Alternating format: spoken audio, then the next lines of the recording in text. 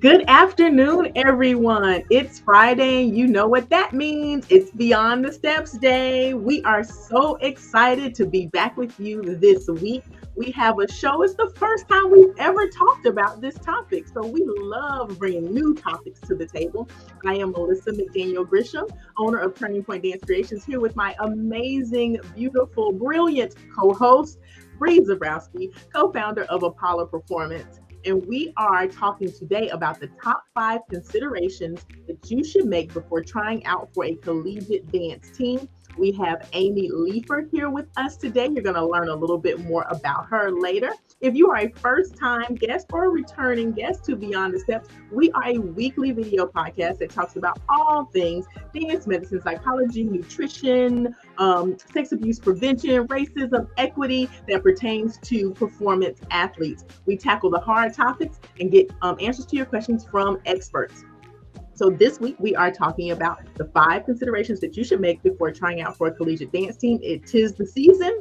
It is time for you to audition, and it's not as easy as, hey, I think I want to do that. There is a lot of work and a lot of things that you need to consider before you go into it. So we want to talk about those and make sure that you are informed.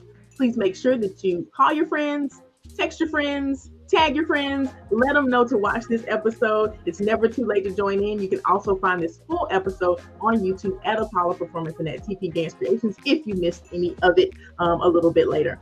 So without further ado, Bree, would you like to introduce Amy? Yeah, I'm so excited. I wish I would have had this episode when I was getting ready for college. This is such a great topic. So, originally, Amy is from Texas, a graduate of Auburn University with a bachelor's degree in nutrition and dietetics. While at Auburn, she was a 3-year member of the Tiger Paws dance team, served as an assistant coach and choreographer for the Columbus Lions Arena football dance team.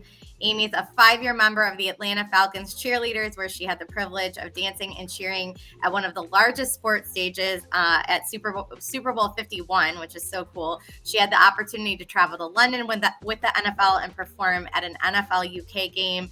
In addition to Amy's sports entertainment performance background, she's also an extensive instructor and choreography background, ranging from studio director and instructor to elite team choreography, plus American dance and drill team school, clinic and summer instructor, and masterclass choreographer. Amy, welcome. We're so excited to have you today. Thank you. It's so great to be here. I'm excited to talk all things college dance team. Yeah, and I should mention, presently, she is also the head coach of Texas A&M dance, and that is not in there. And we need to make sure that's what she's doing right now. And she has her own. I just learned, Amy, you guys have your own process and how you do tryouts. You really recruit. So I'm excited to hear more about that and your thought process on that as a coach. And it's important, I think, for people to know that that format also exists and how they can get a leg up, especially in the recruiting process. So let's start by just, what do you love most about being the head coach of a collegiate dance program? You've done a lot. So what do you love about that? That's a great question. I think what I love most is my team members. We have a really great culture. We're very family oriented. We're very close and tight knit. We have a lot of fun. We work really hard. And really, I think the biggest thing that I love is just coaching young women, building up young women, transitioning them from college to, post-career, and figuring out and giving them lessons that they can take from my team to their next, either, corporate America, or also if they want to dance professionally, NFL, NBA, hockey, you name it. Just trying to help also grow them into young women, and watching them blossom is an incredible thing to be a part of. Yeah, I love that, because that you hear that so much. Like, well, what do you like? Why do you want to dance after high school? It's not like you're going to go do this professionally, but it really translates to whatever you're doing. Dance translates to life lessons, right? And it's whatever you're doing in your life, from the corporate world, or if you're not in the corporate world, to, like you said, if you want to move on and do those things, there's a place for it, and it really is such a part of forming that young adulthood, if you choose to go that path. Mm-hmm. Yeah, absolutely. And I'm Love so that. glad, Amy, that you brought up, transitioning even from a collegiate team into a professional dance team. I danced arena for a few years, and then of course I have many friends who dance NFL and NBA, and people don't understand like that's a job. Yes. Like you, and it's a special skill set that you have to have, being able to not only perform and entertain and have that technique, but also engage a crowd that's paid money to come and be entertained in the Yes. moments when what they came to see is not happening. So, Yeah. I came to see basketball, and why are you out here? Well, I'm going to make you understand why I'm out here and actually be engaged during that time. So, I'm so glad that you mentioned that and mentioned like this collegiate program being kind of that bridge to that. So we like to start with basics here at Beyond the Steps. And since this is our first time ever having this topic, we know that some viewers who watch, are very used to us talking about competitive dance or concert dance and may not be very familiar with the collegiate dance team style. So, Mhm. what are some of the hallmarks of dance team choreography that set it apart from what some of our viewers might be used to? I would say one of the biggest things that comes to mind is, like you mentioned, the game day atmosphere. You're dancing on the sidelines or in a stadium, on the football field, arena, wherever, and dancing for, if you're at a D1A school, 100,000 fans, and you're going from even your little sidelines, you're trying to dance as big and bouncy and energetic to reach everyone all the way up to the top row Mm-hmm. in a stadium of 100,000 people, or in a basketball arena of 20,000, which is a large basketball college arena. Mm-hmm. So I think that is what stands apart for like college Mm-hmm. than any other, is the game day atmosphere, the game day camaraderie and traditions that colleges have. A college football pregame, you have Spirit Walk, which is where you walk down the street and you're performing sidelines down the street in a parade, Mm-hmm. basically like leading players in. And Mm-hmm. then at Auburn, we had where we met at a intersection and did like a full blown pepper rally before a game. Mm-hmm. So it's just the excitement and engagement and choreography is very different than a high school competition or a studio Mm-hmm. competition where you're on stage and you have these wonderful lights. Well, now you're outside In the elements. in the elements and pouring rain, and you carry on. But that's super cool too, because that really is such a skill to be able to transition and be that versatile, where you can perform on a big stage for big crowds, but also Mhm. there's something to be said for being that close to people and making Yes. that human connection and Yes. dancing, 5 feet away from somebody and looking them in the eyes. I mean, that can be intimidating too in its own right. And so having the ability and the experiences and the opportunity to do all of those things Mhm. is so cool, and something not a lot of people can say. I mean, how many dancers can say I danced in front of 100,000 people, right? I mean, that's awesome. So Right. very Yeah, cool. and absolutely. And even like the smaller scale, like junior colleges, D3, I mean, they have the same game day atmosphere as the D1A program and do very similar traditions. But yeah, you're in, 10 feet away from the first row and you're right there and you're like, okay, I can't necessarily be awkward. I don't have stage lights who are drowning Right. out the audience, Right. Yeah. or the They're there. judges per se. Yeah, they are absolutely there. One of the things that I used to try to communicate to people when I was dancing in the arena league is you not only have to worry about yourself and the crowd, you have to follow the game. Uh-huh. You have to follow whatever sport it is. In an arena, you get run over if you don't follow the game. Because it's so fast and you're in the end zone. Yes. But you have to know what's going on there so you can appropriately lead the crowd to where they need to be. And then you have to worry about dancing and doing it well and doing it correctly and looking good while doing it. It's a whole new layer Yeah. of stuff Yeah. that you have to work on. The smile and the pep is also something that I think makes college dance team really stand apart, because that's not something that, even if you're on a high school drill team and you perform at football games, the pep in college is very different of Mhm. like you said, the crowd engagement and, oh, here's an exciting play. Well, I have to be bouncy and bubbly and energetic because we just scored a touchdown. And Mhm. that may not always come natural to Right. a dancer who just did studio. Right. Yeah, absolutely. So, is there a dance team audition season? And this is actually gonna. We were having a little conversation before we started our show today. So, I want to incorporate that into this. Is there a dance team audition season? Mhm. And does everybody kind of do this around the same time? And what does the audition generally consist of? And kind of talk a little bit about that recruiting piece versus the traditional audition piece there. So traditionally, like auditions, and it varies by schools. Some schools are going to a recruiting model. Some schools have done a recruiting model and now are going back to traditional auditions. I would say if there's a traditional audition for a school, it's usually middle of February to June, depending on the admissions timeframe for the school, the if the school competes at NDA or DTU nationals, a team isn't going to do auditions before they're competing at nationals, and that's usually like second weekend of April. And so it just varies based on the school. When we did the audition process, the acceptance for my college is very late. I have some girls find out, if they're transferring from another school. I've had girls find out the week before my tryouts, and that was in June. Right.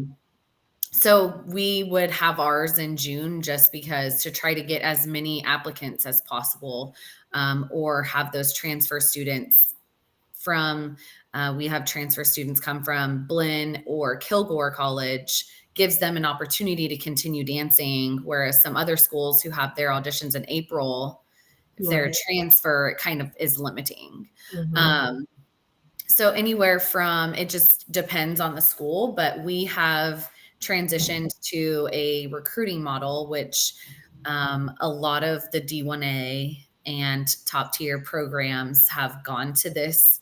And it's basically, there's still an tryout-ish portion. We have girls submit videos of a long list of skills ranging from leaps to turns to they do an intro video. I also go through an interview process with the applicants and one of our athletic directors as well. So there's still a portion of what we used to do for tryouts, but it's more so, do I have a connection with this dancer? Do I have a relationship with this dancer? Do I know that this dancer has wanted to be a member of my team for a significant amount of time? Are Mhm. they a hard worker?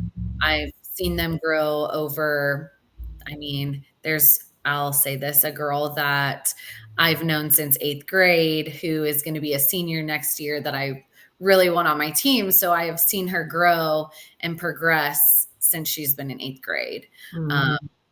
and the recruiting just really allows you to build the relationships with those dancers in a different aspect than tryouts. Mhm.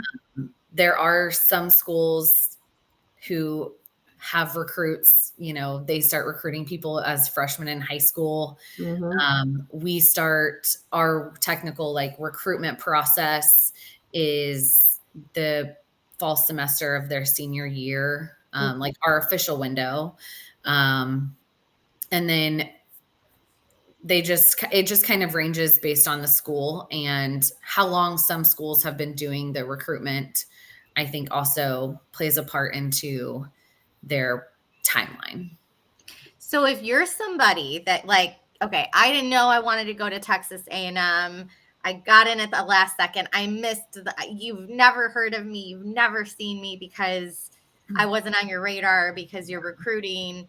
Is there still a chance that they can, like, if they missed that, like, that window, that typical window where you would be making your decisions, is there still a chance that somebody that wants to dance that maybe just found out about your dance team or your program could still get in at the last second, or if the process is already closed?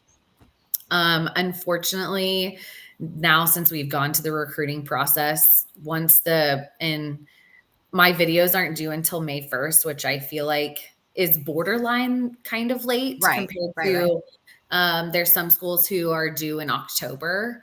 But I do try to extend my deadline based on, I know that the admissions process is there. For the transfer students, if they have applied but haven't been accepted, like their admissions is pending, then their placement on the team will be pending based on admission status. Right. But if they've missed the March 1st deadline, unfortunately, they will have to wait until the next recruitment phase comes around. And I just encourage them to come and attend clinics and other events that we have throughout the summer and year to ensure that they didn't know anything about my team, that this is something for sure they want to be a part of, because it's a big time commitment and it's not for everyone. And so that's another thing is like, okay, let's get you to come to some events of ours. Let's ensure that this is the right thing that you want to do in college, and make sure that you're for sure you want to be a part, even though you just got accepted to A&M. Right. Now, I love that. How do you find, okay, let me get my thoughts together. Recruits. So, my son plays football. So, they have people, scouts that come out to this high school combine day. The football players go to these different camps and there's quote unquote scouts there. They have this whole process where you post on Twitter and you tag the school of your workouts and your plays and you upload your stuff. Is that the process for being recruited for a dance team, or is it that structured? How does that work? How do you find these people? So kind of, I would say like most college dance teams have summer intensives, summer camps. I mean, we do 1-day camps. There are schools that do week-long camps, and they're very popular. We max out all of ours, and I know a lot of other schools max out their participants every year. And that's really the best way for a dancer to know if they're a right fit for the school. And then after that, I'm like, oh, I've never seen this girl before. I really liked her. She did a great job. I'll reach out and make a connection and, invite her to one of our recruitment days, or, see if she wants to come and tour campus with some of my dance team members and have my dancers get a feel for her personality outside of dance. So all of our like summer events, I would consider are technically like a recruitment thing. I'm there, I'm watching everybody. I'm taking notes of like, ooh, this girl had really great leaps. Ooh, this person had really great turns. I really liked her showmanship and her performance when she learned combos. But then there are various companies across the nation that hold special college recruiting events. There's one in Arizona. I know there's one in Nashville in October. There is a company in Texas that has a week-long Texas tour, and a bunch of Texas colleges go to it. So we also try to get outside of our realm of just on-campus events. Right. Yeah. And so that gives others opportunities who can't necessarily travel to my school if it's 6 hours away, but I'm going to this event that's an hour away from them, and we can connect there. So two different aspects of, it's not necessarily you're posting on your videos on Twitter. But I do encourage dancers to post videos on their Instagram accounts, or not necessarily TikTok. I'm more of like the Instagram. I want to see, like, I tell girls, I'm like, if I'm going to see and figure out who you are, I want to look up your Instagram and I want to see that you have posted dance videos, or you have a dance highlight that I can go and see, this is this girl's solo. Great, cool. Or I have some dancers who post turn videos, technique videos, and they'll tag me in them on their story. Mm. So it's kind of similar to the process that your son goes through, just a little modified dance version. Okay. This has been, I mean, I don't know if everybody out there watching realizes how valuable this section just was, but there are Right. some really amazing tidbits. So basically, if you're a high school senior, tell me if I have this right, and you think that you want to dance in college, does like after the summer after you graduate is so clutch for you to start attending these camps, at the very least, right after you graduate, so that they can see you. Well, no, the summer before you graduate, it would be Mhm. the summer before. I would even recommend, freshmen, juniors, or sophomores, all of them. Just start It's going. start going. And it's not It's a never, commitment. It's just getting yourself in front of people that have the power to be able to make those decisions. and it's a great experience for a dancer to just grow in a class, in an intensive, in a camp, in a clinic. Just to get that experience, step outside of your comfort zone, go and dance somewhere that you're not comfortable, like familiar with. And it's honestly never too early to start. Mm. And leverage your social media. Like we Yes. always say this on the show, but you harness the power of social media for In a good. And positive way, right? yeah. Yeah. And what is so great about what you just said is, like, Amy, you said, I prefer Instagram. So it's almost like every coach is going to have Mhm. their own preference on what platform they're looking at and what platform they're comfortable with. And so you almost have to use all of them in that way, because you never know what somebody's looking at when Right. they're researching you. And it is almost like a business card or profile in some way. So start cleaning up your social media as well. If you're just joining, I'm Bree with Apala, here with my fabulous friend and co-host, Melissa McDaniel Grisham. This is Beyond the Steps. We talk about all kinds of fabulous things on the show, but today we are with the head coach of Texas A&M Dance, Amy Liefer, and we are talking about the 5 things you need to consider before trying out for a collegiate dance program. And we just had an amazing section. So if you are just tuning in, go back and rewatch the first part of this. There are some really great tidbits in there that are really helpful if you think this is something you want to do. Basically, it's not too early to get started on your research and putting yourself out there. So if you're a high school freshman, start going, start figuring it out. It's not a commitment, but you do have to start putting yourself out there and thinking it through, because there are plenty of people that are already doing that. So be sure to like, share, subscribe, give us a follow wherever you are watching this, and get your podcasts. And yeah, we're going to keep it going. So Amy, I actually want to dive into the top 5 things now and start talking about what those 5 things are. So your number one, what is one thing dancers should consider before trying out for a collegiate program?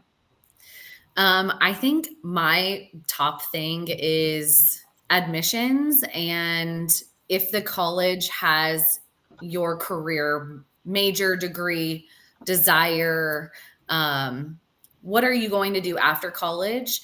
And does the college dance team that you're looking at, does that university have the career that you want to go into after your 4 years? So don't Um, just make the decision based on the fact that I really love this dance team. They don't have my yes, answer, but I'm yes, gonna go here. But so right. what is your advice for somebody that's like, because you hear this a lot, especially now, people take a gap year and people are like, I just don't know. I don't know yet what I want to do. What is your advice for those people? My advice would be to take a gap year. Yeah. And I Okay. think that Interesting. that is the best way for you to get some experience in a work environment, in a work setting, whether you work at Starbucks or you intern at some corporate America top 5 accounting firm or whatever it is, to figure out, okay, is the medical field for me? No, I don't like blood. Do I want to be a teacher? No, I don't necessarily like kids. And just take that year to figure it out. So when you get to college, you have a better idea and plan of, okay, this is really my where I want to spend the rest of my life working 40 hours a week or whatever time schedule you want. Okay, maybe you want to be a teacher because you want to have the summers off, or you want to be an accountant because you like math, and just take that time to figure it out. But under no circumstances would you recommend somebody just go, I really like the dance team, so I'm going to go there. I have no idea what I want to do, but I like the dance team and I know I want to be on that program. Like don't do that. I would not recommend it because you're going to be spinning your wheels trying to figure out changing your major, doing like our school makes you declare right away. So you're spending from the get-go. If you want to go into some science field, you are starting with the sciences, the chemistries, the biologies, and all of that. And then you're going to roll into more advanced sciences. And if that's not something for you, you're wasting your time. So, Amy, I have a follow-up question really quick to that. So I know that in athletics, there's a eligibility to play year-long requirement. Like it used to be 5 years. I don't know. I haven't been in college in many years. And then, you could redshirt and do all that kind of stuff. Is there that type of eligibility? Does this fall under the athletic department? And is there a certain amount of time that you can be on the dance team? Or is it as long as you are enrolled as a college student? Well, and I'm going to piggyback on that because I know some dance teams are actual dance teams that are run through the university or the college, and then some are more clubs. Yes. So can you talk about that a little bit? Yes. So I think they're trying to regulate how many years you can be on a team, because there has been some situations for junior colleges where some dancers are at a junior college for 3-4 years. At my school, we follow the NCAA. You have 4 years of eligibility, basically. In dance, there's not necessarily the option or redshirt, injury year, freshman year. You're dancing right out, fresh out the gate. So we do 4 years of eligibility. We joked around of, during COVID, they gave like a myriad of years of extra eligibility then to basketball. I think got 2 years. Football, I think got 1. I joked with some of my girls who were in the COVID era. I'm like, well, you have more years of eligibility. And they were like, yeah, my body is ready to go on to the next thing. 4 years of college dance is a lot. Yeah. It's a lot. And it gets, every year is harder and harder. And the level of dance gets more and more strict and stringent, crazy tricks and technical things every year. All right, on to Bree's question about club versus athletics. I think it's really based on the university and what the university wants, how they want to handle it. We're kind of a hybrid between athletics and a club. It's kind of complicated. There are some schools that are strictly athletics, and then there are some schools that are strictly club. Like I'm a staff member of the athletic department. Okay. Most of what we do is deemed athletics. 99% of what we do falls under the athletic threshold. Our funding and everything comes from athletics. Okay. I do know like club sports, it's hard. I think each school is just very different in that. I can't speak on the club sports much because I haven't experienced that side of how a dance team is run as a club sport, because I am fortunate that I'm in athletics. But that's just something good for people to think about too. Doesn't it more have to do with funding? I'm just trying to think of like the reasons a dancer would want to be aware of that going in and making their decision. Does that have any impact at all on the decision to dance in a certain program or not? I think it depends on the university. There are some universities that take very good care of their club sport teams and provide funding and resources and all kinds of things for their clubs.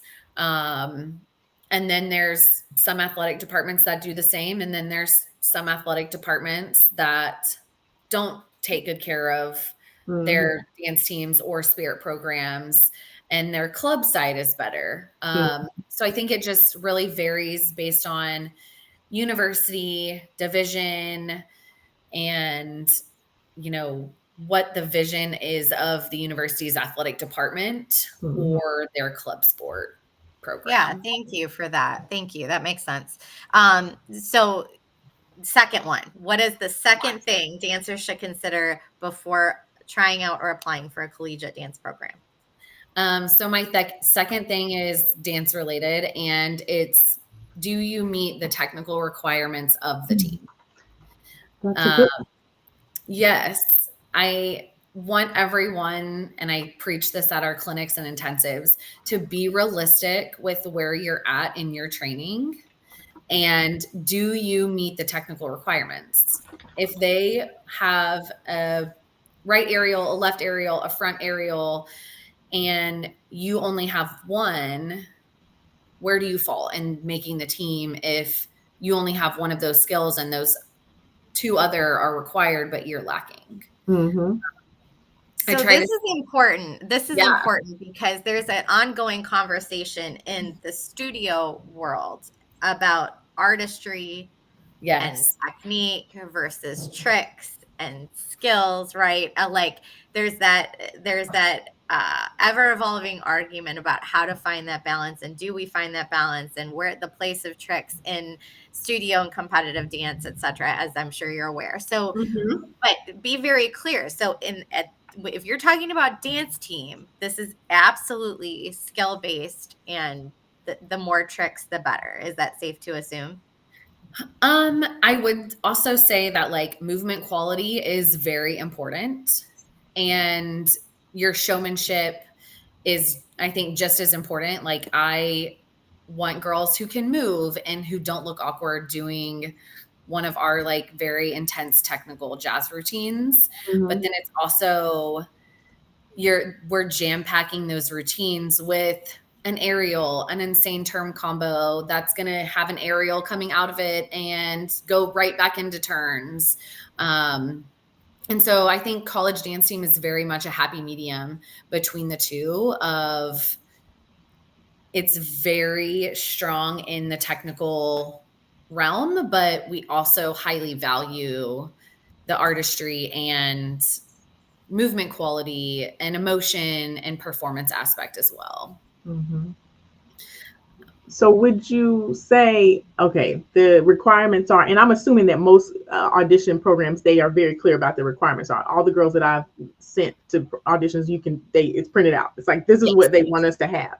Yes. So would you say I have 90% of these and I'm missing the left aerial, because I miss a left everything. I can barely walk to the left. So I would never be able to do a left aerial. Me too. But I'm missing the left aerial. Don't go. Or is it, I have 80% of these things, I should still go because my showmanship could win them over? Or what do you, is there a percentage, or is it when is it a no-go, I guess is my question. I think it's up to each coach's discretion. Like for me, I would say, okay, if you have a right aerial, it's very likely you'll be able to get a left. Most of my girls, we do open gym at least twice a month. They go to like an open gym in town, and we have an instructor, and they do all those things. So I tell my girls, if you have one, you need to get the other. If you have both, you need to get your front.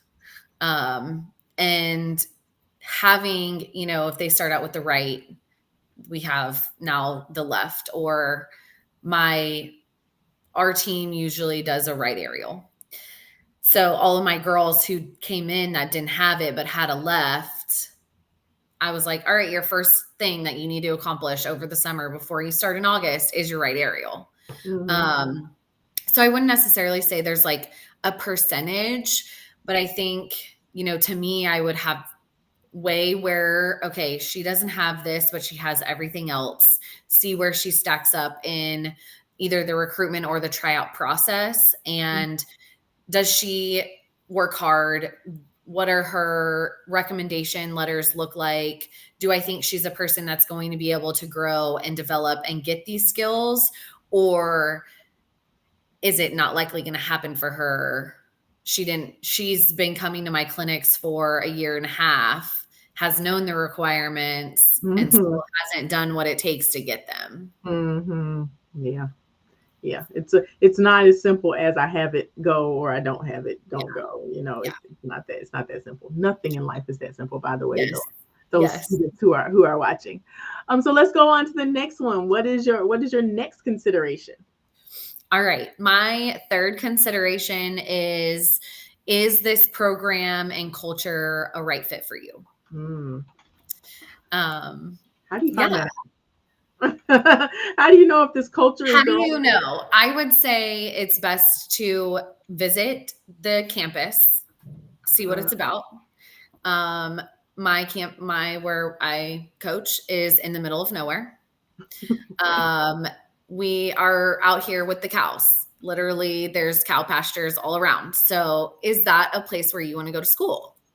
And then going to like our camps and clinics and intensives, we have small groups where you get to meet the dancers and have more one-on-one interactions with them, see what they're like and how we all vibe together. They can see what our culture is like, how I interact with my dancers.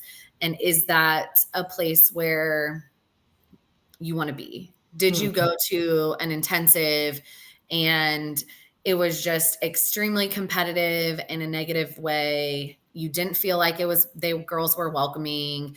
You didn't feel like when you walked in or you left, you felt great. You felt confident. You felt, oh, I loved it. I had so much fun today. Or did you leave and feel like, oh man, that was like really hard. It was really intimidating. I didn't have the best time. So I think the culture is, like we talked about earlier, of like going and taking classes, taking clinics, going to different colleges, and really just seeing and doing your research, weighing your pros and cons for each school. A lot of my girls also will say to participants, if you have any questions, like please feel free to DM me. I'm happy to like talk to you about anything, let you know about what we do, or if you have questions about how we run things or coach, like we'll talk to you about it all. We'll let you know, like whatever. And so that's another way for dancers to make connections with with like the culture and seeing if this place is a right fit for them. Absolutely. That's a good idea. You got to talk to people, Yes. get your information.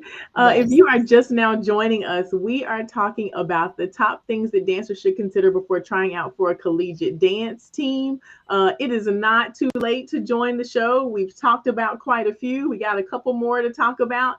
So please make sure that you tag somebody, watch the rest of this show. If you want to go back to the beginning, which you should, because we have some nuggets in here that you need to hear, you can go to YouTube at Apollo Performance or at TP Dance Creations and watch this from the beginning. Make sure you tell somebody, show it to your students who are considering this. It's such an important topic. All right. What's your next one? So my fourth consideration would probably be like, what is the time commitment of the program? And does the program do what you want? Are you wanting to just go and do game day and dance at game day? And that's fine. There are tons of amazing colleges that just have game day and they dance at football, volleyball, basketball, soccer, literally just revolve around all of the game day things. And then there are some colleges that do game day and do a college dance nationals. Well, like in Amy, like Apollo is so proud to partner with with you guys, by the way. I mean, we're a very proud partner of Amy's team, and we got to learn a little bit about how insane their season is and how intense it is. And when you add in going to school, especially if Mhm. you've got a full load of classes, and then the time these dancers are putting into not only preparing for the games and all of those things, but also practicing for nationals, which is their, their sport and their moment of celebration of their entire year. They don't just exist for the games, they exist to really best themselves and go out there and show what they can do. And it's an immense amount of pride. It's also an immense amount of time. And we got to see you guys at your nationals and get some pictures and all of those things. But being in that environment, we were an exhibitor at nationals and we were Mhm. selling Opalas at nationals, and seeing the amount of teams and the amount of days and how big and stressful that whole week is and the build Mhm. up to it. It's so much more than people realize. And so just asking yourself as a dancer, is this what I'm looking for? Is this really what I want? Because you guys travel, you stay in a Yeah. hotel, and that's also money. And it's Mhm. also, it's all the things. Right. So I think it is so important for people to realize and pull that curtain back a little bit and ask the right questions. Yeah. Mhm. Yeah. Absolutely. Is that something you guys are pretty, um, when you have people come to you that are interested in the program, is that something you have spelled out really clearly and broken out as far as like the expenses and the time commitment, like something they really can understand before they Mhm. get too deep into it? Yeah, so we actually have that written out on our website of like, or about us That's of great. it's about 20 hours a week in the fall. And then in the spring, um, it varies. I mean, there are some weeks where we have 4 practices and 2 men's basketball games and 1 women's basketball game. Wow. And my full team goes to every single game for basketball because that's our big deal at our school. And so we have about 30 home basketball games between the 2 teams. And then we also travel for March Madness and then any other of like conference tournaments. So it varies, but it is a good thing to look into of like, what is the practice schedule for this team? What games and sporting events do they attend? How many hours a week is the sporting events on top of the practices? And then do they also have required study hours? Do they have required Conditioning and workout. conditioning workouts, like public appearances or any other like charity community service work they require every semester? Um, and so just really getting a good grasp if you are looking at doing sorority or any other organizations while you're in school, considering that time commitment as well as dance team. Mhm. How many hours are you taking in school? Are you going to take 12 hours and then load up on some summer classes? What is your major? Is the time commitment for your major a lot? So maybe you need to weigh in that and other orgs or just dance team as well. Mhm. Because it's a lot. It's a Yeah, it's a lot. part-time, it's essentially a part-time job, or, Yes. Yeah. Yes. almost approaching full-time Right. with Yes. college. Right. Yeah. Absolutely. That's a really good one. What is your last consideration, Amy? Yeah. My last consideration, Bree kind of touched on this, is cost. Not Mhm. only what does it cost to be on the dance team, but what is the cost for the school? Mhm. In state, out of state, is it a school? I know there's some colleges that are so gracious. They allow their dance teams and also cheer programs to waive out of state tuition. So is that offered at the university that you're interested in? How much does it cost to be on the dance team? Do you pay for uniforms? Or like my kids, the only requirement is they pay for their nationals flights. Um, Mhm. and the university provides, or we do fundraising for everything else, which is another aspect of, okay, well, I don't have to pay, but I need to do fundraising. And that's Mhm. a part of my dues expenses kind of situation. But there are some programs that are not as fortunate that have to provide, or if you're a club team, you may have to pay a little bit more out of pocket than some other programs, and really looking at those things. Mhm. Those are all fantastic things to consider. I'm like sitting here going, this is a gem of an episode. Right. Well, thank you. This needs to be seen by every high school student that ever walked the planet. So I really hope people are sharing this. If you're just joining, this is Beyond the Steps. We talk about a lot of things on this show that affect performance athletes, but the one that we're talking about today is with the head coach of Texas A&M Dance, Amy Liefer. We're talking about the 5 things dancers should consider before trying out for a collegiate team. And really, I think you could replace dancer with any sort of Mhm. performance athlete out there, or athlete in general. I think these things apply when you're making decisions about transitioning from high school to college. And I think you could replace dancer with any type of athlete you want. So this is an important conversation. Please, parents, watch this, share it with your students. Directors, share this with your students. Like, this is only going to help. And the more we know, the better prepared these kids are going to be transitioning into their collegiate life, and the happier, hopefully, everybody is. Mhm.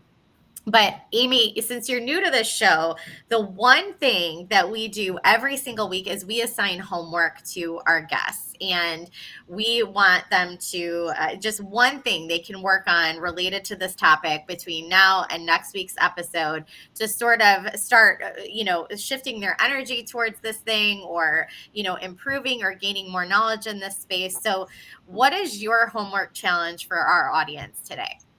I would say my homework challenge is for everyone to go and do research on at least 3 different colleges and pick them for different reasons, not just because they had this incredible nationals routine, but pick them for they have a great game day atmosphere. Their culture is incredible. They offer some great scholarship opportunities. And try to sign up or do some research around, are you available to go and explore any of the dance events that they have coming up? Now is honestly the perfect opportunity for you to register for any summer events that any colleges have and start getting your foot in the door. Take the leap. It's college dance is incredible. But I would say definitely start doing your research, look up 3 schools, and really get to know what's their program is about. Stalk their social media pages, visit their website, read everything on their website, because they will tell you everything you need to know about their expectations, their technical requirements, and what it takes to be on their team, what their team is about, their history of the program, and just really see if this is a good fit for you.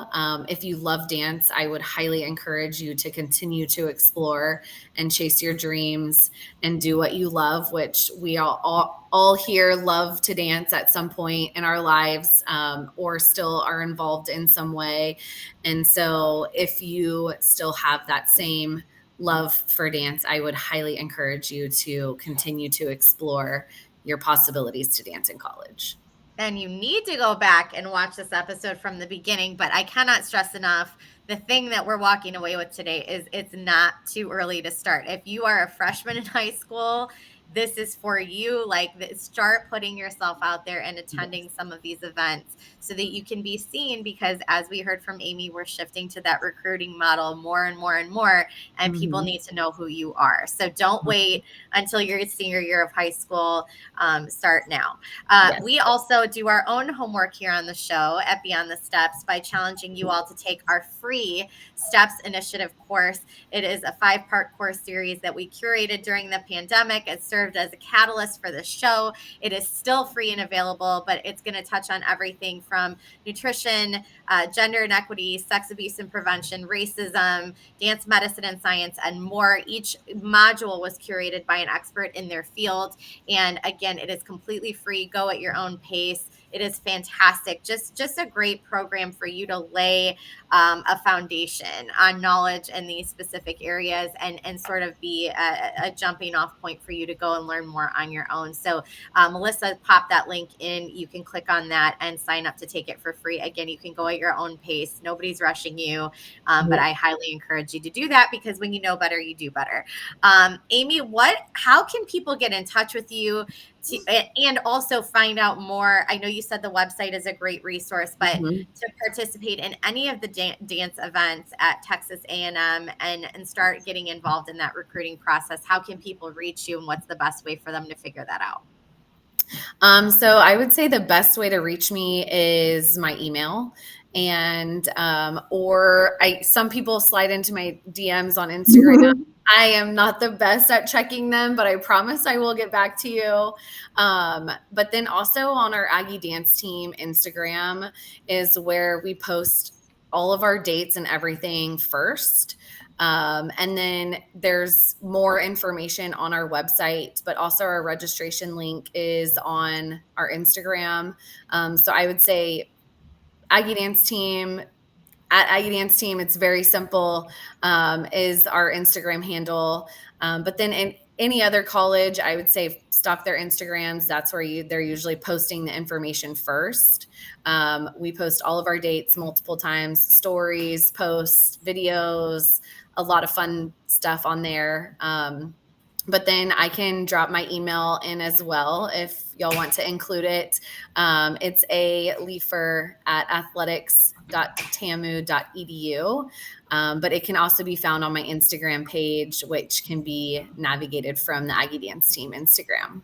Okay. And the Aggie Dance Team is at Aggie Dance Team. That's the Instagram, correct? Yes, at Aggie Dance Team. That's it. Awesome. Thank you so much. You're amazing. Thank you so much, Amy. This has been thank y'all. Amazing show. Once again, if you missed any of it, please go back from the beginning.